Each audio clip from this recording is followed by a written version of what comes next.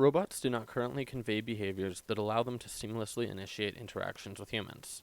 This is due to the complex and subconscious rules that humans believe must be followed in order for an interaction with a social player to be natural and appropriate. This project approaches the problem by creating a model for robots to greet humans in a socially appropriate manner. It builds off the work done by Edward Hall and Adam Kendon, who described interpersonal spacing and human greetings, respectively.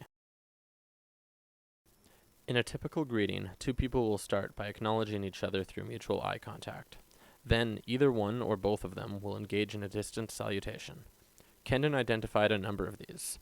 The one which was implemented in the final solution was the wave, but more subtle distant salutations also exist, like the head toss or the head nod.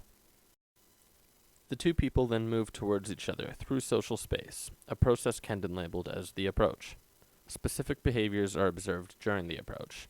Most interestingly is the fact that eye contact is rarely maintained.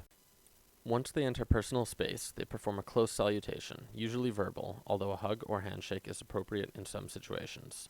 At this point, the greeters tend to adopt an open stance as they engage in conversation.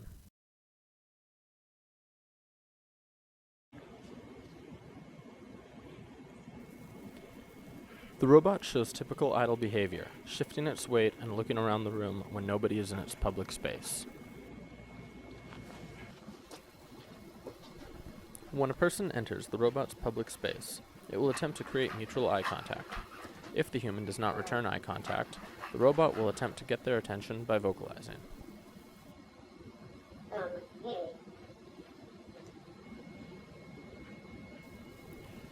Here we see a close-up view of the robot attempting to catch the human's eye. While it does this, it will attempt to stay in their public space.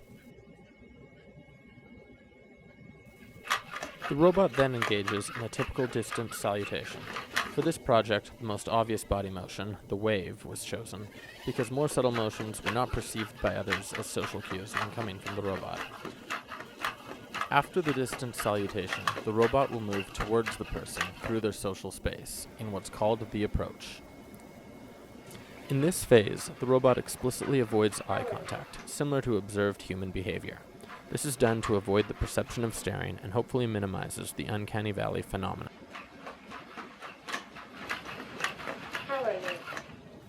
As the robot enters the human's personal space, it performs a close salutation.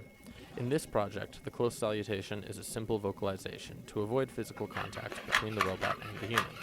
The robot makes eye contact again in this stage, in accordance with behavior observed in humans.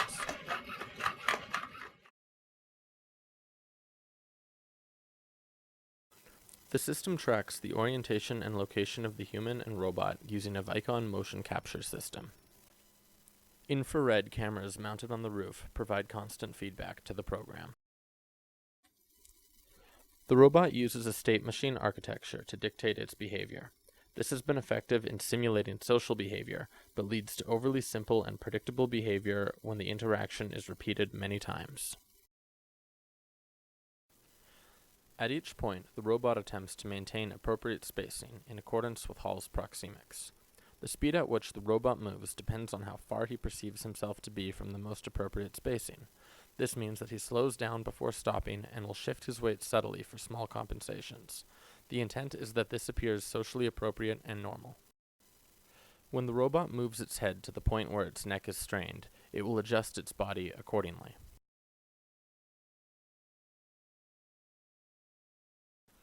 Eye contact is dictated only by head position, since there is no hardware control over the direction of the eyes. In practice, this was effective in creating the perception of eye contact, or lack thereof, although it did make some interactions ineffective. The head toss and head nod, for example. These distance greetings observed in humans could not be effectively reproduced using the robot. This may be due to the lack of interdependence between head position and gaze in the robot that humans possess. The significant difference in size also likely contributes to different perceptions of appropriate social spacing. More work should be done to study the effects of this. For this project, Hall's original measurements were reduced considerably to compensate for a smaller social entity being a part of the interaction.